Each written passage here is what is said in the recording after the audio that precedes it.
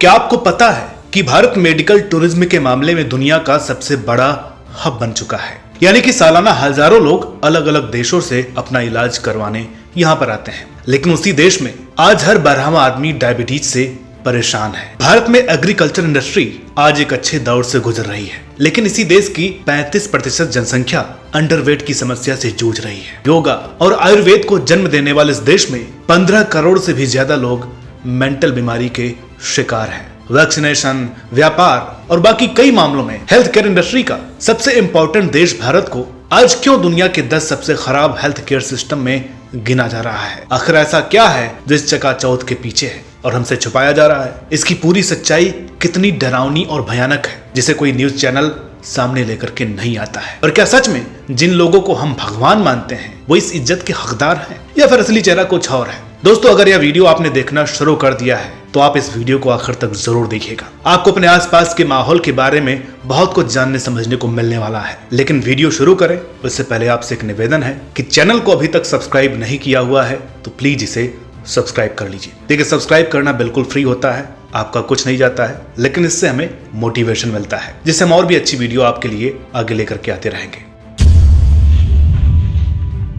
आधुनिक काल की शुरुआत के साथ चलें तो भारत में साल 1679 में बनाया गया मद्रास जनरल हॉस्पिटल इस देश का पहला हॉस्पिटल था, जिसके बाद कलकत्ता, बंगाल और बंबई में भी हॉस्पिटल्स बनाए गए और 1902 तक भारत में लगभग हर 330 स्क्वायर मील पर एक हॉस्पिटल बनाया गया था। साल 1939 में भारत को पहली बार अपने रूरल एरिया में हॉस्पिटल मिला और फिर आजादी के बाद इस सिलसिले में तेजी से काम किया जाने लगा। भारत में साल 1932 में किसी व्यक्ति की औसत आयु सिर्फ 32 से 35 साल थी, जो समय के साथ भारत के प्रयासों से 71 साल तक पहुंच चुकी है। भारत ने समय समय पर मलेरिया, प्लेग, पोलियो और टीबी जैसी बड़ी बीमारियों का अच्छे तरीके से सामना किया है, जिसका नतीजा यह हुआ कि साल 2014 में WHO ने भारत को पोलियो से बिल्कुल सुरक्षित देश घोषित कर दिया। इसके अलावा भारत ने वैक्सीनेशन के मामले में कोरोना के समय जिस तरह से खुद को पेश किया और सबसे ज्यादा वैक्सीनेशन का रिकॉर्ड बनाया, वो बात भी इस देश को एक अलग श्रेणी में रखती है। साथ ही भारत आज की तारीख में दुनिया भर में जेनेरिक यानी कि सस्ती मेडिसिन का सबसे बड़ा एक्सपोर्टर बन चुका है। भारत 10,000 अलग अलग दवाएं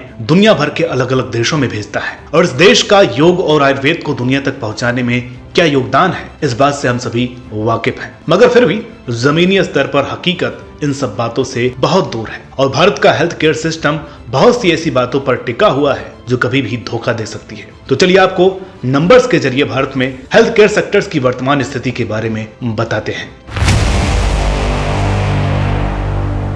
भारत में मिडिल क्लास परिवार को गरीबी रेखा से नीचे धकेलने के लिए केवल एक मेडिकल बिल ही काफी है। एक एक्सीडेंट या कोई बड़ी मेडिकल इमरजेंसी भारत में किसी भी अच्छे खासे परिवार को सड़क पर ला सकती है। भारत में एक डेटा के मुताबिक लगभग 10% मिडिल क्लास परिवार किसी मेडिकल इमरजेंसी के कारण गरीबी रेखा से नीचे आ गए हैं, क्योंकि भारत के लगभग 70% जनसंख्या जो गाँव में रहती है उसका 65% से 70% हिस्सा प्राइवेट हॉस्पिटल्स पर डिपेंड करता है और यहाँ की मनमानी फीस का भुगतान करने के लिए इन लोगों में से ज्यादातर लोगों के पास कोई भी मेडिकल इंश्योरेंस नहीं होता है। भारत में लगभग 63% मिडिल क्लास परिवारों के पास कोई मेडिकल इंश्योरेंस नहीं है। भारतीय सरकार अपने जीडीपी का सिर्फ 2% हिस्सा ही मेडिकल सेक्टर्स या हेल्थ केयर पर खर्च करती है और यहाँ अगर आपके मेडिकल का बिल 100 रुपए आता है तो इसका 65% भुगतान आपको अपनी जेब से ही करना पड़ता है, यानी कि सरकार की भागीदारी बहुत कम होती है। अगर हम बात करें दूसरे विकसित देशों की तो वहाँ लोगों को अपने मेडिकल बिल का सिर्फ 20 से 30% ही भुगतान करना होता है। कंपटीशन कमीशन ऑफ इंडिया के एक रिपोर्ट के अनुसार दिल्ली एनसीआर के कुछ बड़े प्राइवेट हॉस्पिटल्स की आखिरी 4 से 5 सालों की कुल कमाई 4 से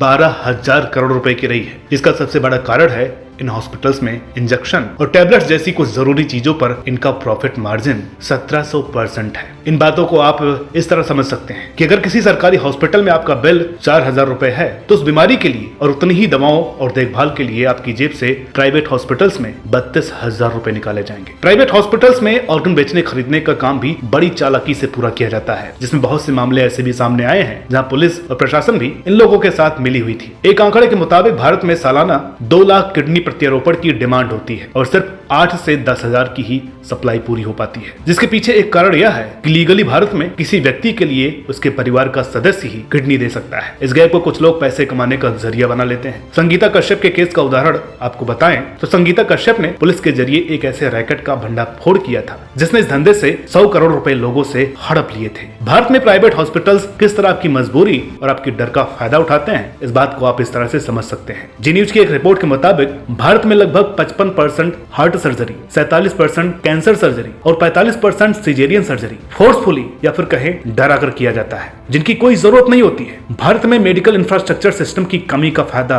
यहाँ के डॉक्टर्स किस तरह उठाते हैं, ये समझने के लिए आप सिर्फ इतना जान लीजिए कि पूरे भारत में सिर्फ 1000 कुछ ऐसे लैब्स हैं जो गवर्नमेंट द्वारा अप्रूव्ड है, लेकिन आज की तारीख में भारत में लगभग 1 लाख से ज्यादा लैब्स आपको हॉस्पिटल्स में या उससे थोड़ा आगे हर गली में मिल जाएंगी और डॉक्टर्स आपको उन्हीं लैब्स में रेफर करेंगे, जिसका कारण आप समझ ही गए होंगे।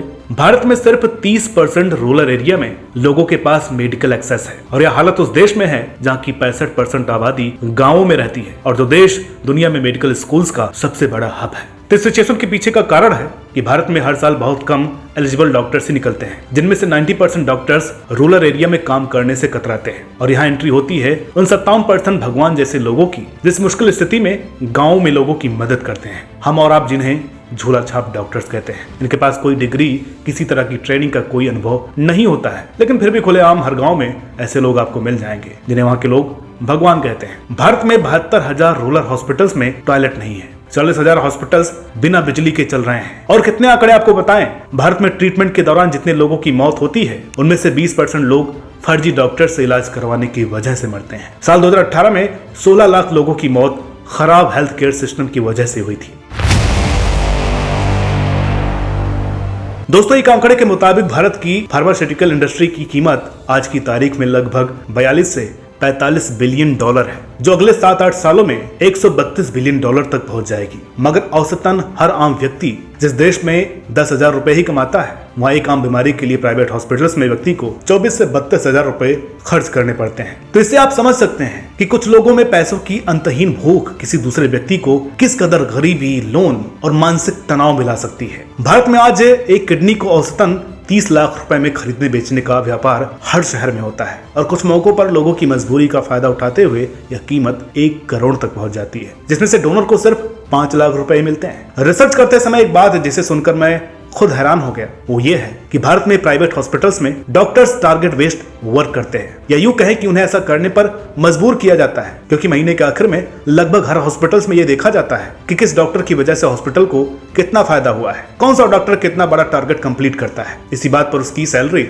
और प्रमोशन डिपेंड करता है, जो हमें आंकड़ों में भी नजर आता है। और जब हम देखते हैं कि भारत में औसतन हर सीनियर डॉक्टर प्राइवेट हॉस्पिटल में 1 करोड़ रुपए तक कमा लेता है और कुछ छोटे डॉक्टर्स को 1 लाख रुपए भी बहुत मुश्किल से मिलते हैं। यह पैसों का लालच ही है जिसकी वजह से आज जेनेरिक दवाओं को सबसे कम दामों में एक्सपोर्ट करने वाले देश भारत में आपको शायद कहीं भी जेनेरिक दवाएं नहीं मिलेंगी, क्योंकि उनकी वैल्यू सरकार तय करती है, जिससे उन दवाओं से मार्जिन निकाल पाना बहुत मुश्किल होता है। सरकारी हॉस्पिटल्स की खराब हालत और प्राइवेट हॉस्पिटल्स की मनमानी का ही परिणाम है कि आज भारत में किसी व्यक्ति की सैलरी का 68% हिस्सा हॉस्पिटल्स के बिल भरने में खत्म हो जाता है और 23% लोग भारत में ऐसे हैं जो बिल्कुल भी इस बोझ को उठाने की स्थिति में नहीं है। इस हालत को और खराब करने का काम कुछ ब्रांड्स भी करते हैं, जिनकी दवाएं, जिनके फूड आइटम, जिनके शहद वगैरह बाकी जरूरी चीजें जो पहले से ही महंगी होती हैं और इन्हें इस्तेमाल करने के बाद सेहत पर और ज्यादा हानिकारक असर होता है। पतंजलि भारत में आयुर्वेद की तर्ज पर खड़ा हुआ था, लेकिन आज इस ब्रांड का कोई भी प्रोडक्ट तय मानकों पर खरा नहीं उतरता है। फिर बात चाहे शहद की करें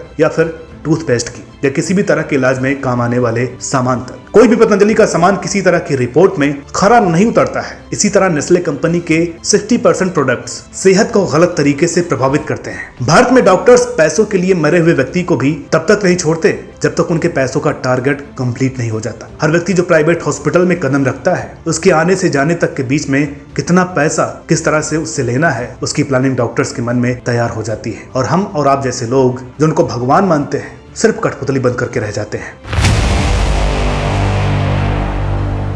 इतना सब कुछ समझने के बाद आपके मन में एक सवाल चल रहा होगा कि चलिए मान लिया कि भारत में प्राइवेट हॉस्पिटल्स में सब कुछ पैसों के लिए होता है, मगर भारत में सरकारी हॉस्पिटल्स और इंश्योरेंस का इंतजाम भी तो मौजूद है, जिसके जरिए लोग बिना किसी डर के आराम से अपना इलाज करवा सकते हैं। तो चलिए इस बात पर भी बात कर लेते हैं। तो शुरू से शुरू करें तो आपको ये जानकर के हैरानी होगी कि मेडिकल कॉलेज और स्कूलों से निकले बहुत से विद्यार्थी सरकारी हॉस्पिटल से ज्यादा प्राइवेट हॉस्पिटल्स में काम करना या अपना नया क्लिनिक खोलना पसंद करते हैं। और जो स्टूडेंट्स सरकारी हॉस्पिटल्स में आना पसंद कर भी लेते हैं वो रूरल एरिया में काम करने से मना कर देते हैं। और यही कारण है कि रूरल एरिया में 70% लोगों को प्राइवेट हॉस्पिटल्स पर डिपेंड करना पड़ता है, जिसके पास न कोई किसी तरह की इंफॉर्मेशन होती है और ना ही इंश्योरेंस होता है। और अगर किसी के पास इंश्योरेंस होता भी है तो कंपनीज कुछ न कुछ बहाना बनाकर क्लेम रोक देती हैं। दुनिया में सिर्फ 10 ही देश ऐसे हैं जिनकी 100% आबादी के पास हेल्थ इंश्योरेंस मौजूद है और भारत इस मामले में कहीं भी नजर नहीं आता है, जिसका सबसे बड़ा कारण है लैक ऑफ इंफॉर्मेशन और अवेयरनेस।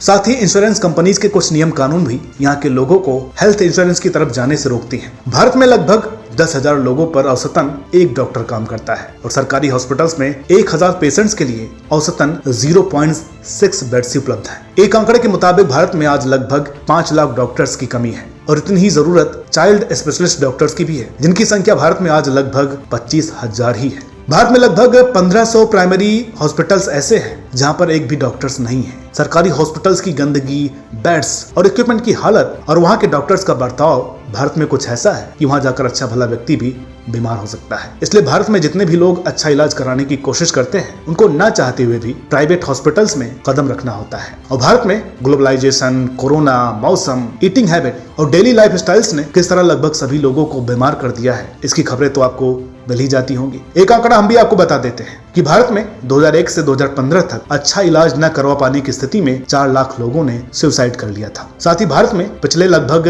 30 सालों में हार्ट रिलेटेड बीमारियों की संख्या दोगुनी हो चुकी है। लेकिन इन सभी बातों के पीछे कारण क्या है और भारत का एक व्यक्ति खुद को कहां तक और किस तरह से सुरक्षित रख सकता है, चलिए इस पर भी बात कर लेते हैं। दोस्तों, कहते हैं कि आपकी थाली आपके स्वास्थ्य की सबसे अच्छी तस्वीर होती है। आप क्या खाते हैं और कैसे रहते हैं यह बात ही बताती है कि आप डॉक्टर से कितना दूर रह सकते हैं। भारत आज की तारीख में दुनिया के सबसे खराब हेल्थ केयर परफॉर्म करने वाले 10 देशों में शामिल है। इसलिए जरूरी हो जाता है कि यहाँ आप अपने आप को जितना सुरक्षित रख सकते हैं उतना ही आपके लिए अच्छा है। मगर हमारे देश में इस तरफ भी लोगों का ध्यान नहीं है। भारत स्मोकिंग के मामले में दुनिया का दूसरा सबसे बड़ा देश है, जहां लगभग 25 करोड़ लोग जिनकी उम्र 16 से 44 साल है स्मोकिंग करते हैं। और एक बात जो आपको ध्यान में रखनी चाहिए वो ये है कि ये सभी आंकड़े वही हैं जो कहीं ना कहीं किसी रिपोर्ट में दर्ज है। भारत में बहुत कुछ आंकड़े दर्ज ही नहीं हो पाते हैं। भारत में 1990 में हार्ट से रिलेटेड बीमारी के चलते मरने वाले लोगों का आंकड़ा 15% था और इसके बाद ग्लोबलाइजेशन के चलते बहुत से अलग अलग fast food brand, foreign culture और डाइट सिस्टम भारत में आए, जिसकी वजह से आज यह आंकड़ा लगभग दोगुना हो चुका है। साल 1996 में मैकडॉनल्ड भारत में आया था और आज देश इस ब्रांड का सबसे बड़ा बाजार है, जहां इसके 300 से ज्यादा आउटलेट्स मौजूद हैं। भारत में पिछले 10 सालों में फूड कल्चर काफी तेजी से बदलता हुआ नजर आया है और आज भारत में एक आंकड़े के मुताबिक लोग रोटी चावल से ज्यादा पैसा पैकेज्ड फूड पर हर साल खर्च करते हैं। कुछ सेकंड्स के टेस्ट के लिए भारत में कोई भी पार्टी, ब्याह, शादी और यहाँ तक कि कोई आम गैदरिंग भी जंक फूड के बिना खत्म नहीं होती है। पिछले 10 से 15 सालों में भारत का फूड कल्चर किस तरह से बदला है, इसका अंदाजा आप इसी से लगा सकते हैं कि आज आपको हर छोटे से छोटे गली नुक्कड़ पर फास्ट फूड के ठेले हर जगह मिल जाते हैं। Chowmein, burger, momos, pasta, macaroni जैसे जहरीले फास्ट फूड के बिना बहुतों का काम ही नहीं चलता। 15 साल पहले ये चीजें नहीं थी। फास्ट फूड के नाम पर सिर्फ समोसे या पकौड़े हुआ करते थे। चॉकलेट्स, केक और बाकी चीजों की आदत आज भारत में एक छोटे से बच्चे को भी आसानी से लग जाती है। और आपको मालूम होगा कि शुगर किसी ड्रग की तरह ही एडिक्टिव माना जाता है। खराब खान पान के अलावा खराब डेली लाइफ शेड्यूल भी देश में हार्ट अटैक और बाकी बीमारियों का कारण है। और कोरोना के बाद जिस तरह से वर्क फ्रॉम होम का कल्चर शुरू हुआ, उसने भी कहीं ना कहीं लोगों को आलसी और जी चुराने वाला बना दिया। कोरोना वायरस ने भारत में स्ट्रेस और एंजाइटी जैसी समस्याओं को भी सामने लाने का काम किया है, जिसके बारे में पहले लोग बात करना भी पसंद नहीं करते थे। जॉब जाने का डर,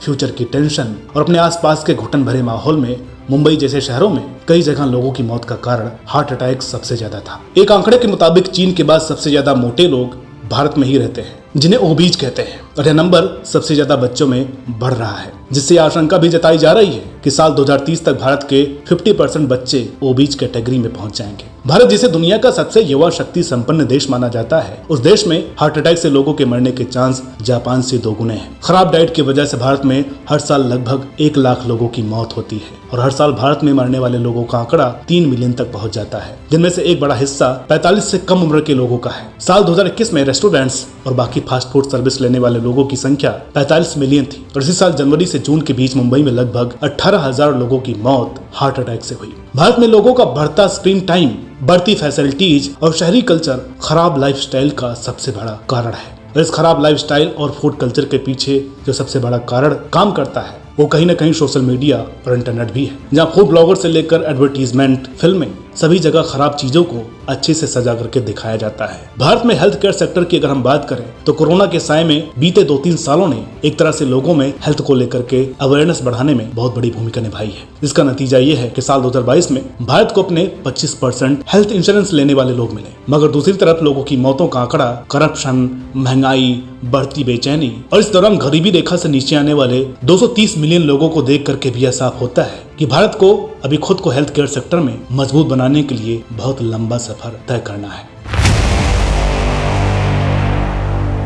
भारत को अगर हम दुनिया में मेंटल हेल्थ के मामले में और इसके इलाज के मामले में सबसे असुरक्षित देश कहें तो गलत नहीं होगा। भारत में लगभग 15 करोड़ लोग किसी न किसी मेंटल इलनेस से गुजर रहे हैं और उनमें से 1 करोड़ लोगों को सिजोफ्रेनिया जैसी गंभीर समस्याएं हैं। और हैरानी की बात है कि बहुत से लोगों को पता ही नहीं होता कि उन्हें कोई मेंटल समस्या है, मगर इसके बावजूद भी भारत की जीडीपी का केवल 0.06 हिस्सा ही इस क्षेत्र के लिए खर्च किया जाता है। 1 लाख ऐसे मरीजों पर औसतन एक भी डॉक्टर्स नहीं है। 2021 के अनुसार भारत एंजाइटी और सुसाइड के मामलों में दुनिया का सबसे बड़ा देश है, जिसकी पुष्टि साल 2019 के आंकड़े करते हैं, जिसके अनुसार भारत में हर दिन 381 लोग आत्महत्या करते हैं। भारत ब्रिक्स देशों में हेल्थ केयर पर अपनी जीडीपी का सबसे कम बजट खर्च करने वाला देश है। भारत में ज्यादातर स्टूडेंट्स मेडिकल की पढ़ाई यूक्रेन जैसे देशों में करना चाहते हैं, जहाँ की फैसिलिटीज और फीस भारत के कई बड़े कॉलेज के मुकाबले बहुत अच्छी है। भारत के 50% मेडिकल कॉलेजेस ने पिछले 10 सालों में कोई भी रिसर्च रिपोर्ट पब्लिश नहीं करी है। भारत जहां अपनी जीडीपी का 2% हिस्सा ही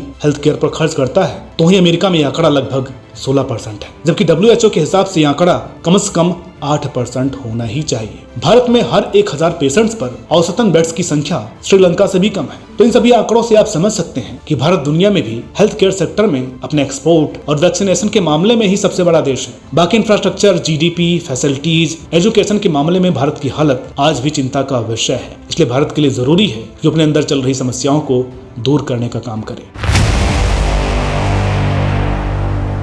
भारत आज मेडिकल टूरिज्म के मामले में भी बहुत महत्वपूर्ण देश बन गया है और भारत में बहुत से ऐसे डॉक्टर्स भी हैं जो देश की हालत को सुधारने का प्रयास कर रहे हैं। टाटा ग्रुप इस तरफ काम करने वाला बड़ा नाम है, मगर अभी भी pollution, food culture, mental health और डेली लाइफ को सही करने के लिए देश को बहुत कुछ करना होगा। भारत का हेल्थ केयर सेक्टर आज एक ऐसे खराब सिस्टम के भरोसे चल रहा है जो बहुत ही खराब है, और अगर इसे सही करने की कोशिश करते हैं तो पूरी इंडस्ट्री कोलैप्स हो सकती है। इसलिए जरूरी है कि हम अपने कल्चर, अपनी पुरानी लाइफस्टाइल, अपने पुराने खेल कूद, योग और व्यायाम की तरफ कदम बढ़ाएं, जो आज के माहौल में हमारी अच्छी सेहत के लिए बहुत जरूरी साबित हो सकता है। देखिए, सरकार के लिए आप सिर्फ एक आंकड़ा है, लेकिन आप अपने परिवार के लिए एक महत्वपूर्ण व्यक्ति हैं। तो इसकी जिम्मेदारी आपको खुद उठानी पड़ेगी। जिस दिन आप नहीं रहेंगे उस दिन आपके परिवार पर क्या बीतेगी, ये आपके जाने के बाद आपके परिवार वालों को पता चल ही जाएगा। तो अभी भी वक्त है, लाइफस्टाइल सुधारिए, फूड कल्चर सुधारिए और अपनी पुरानी पद्धतियों की तरफ वापस आइए।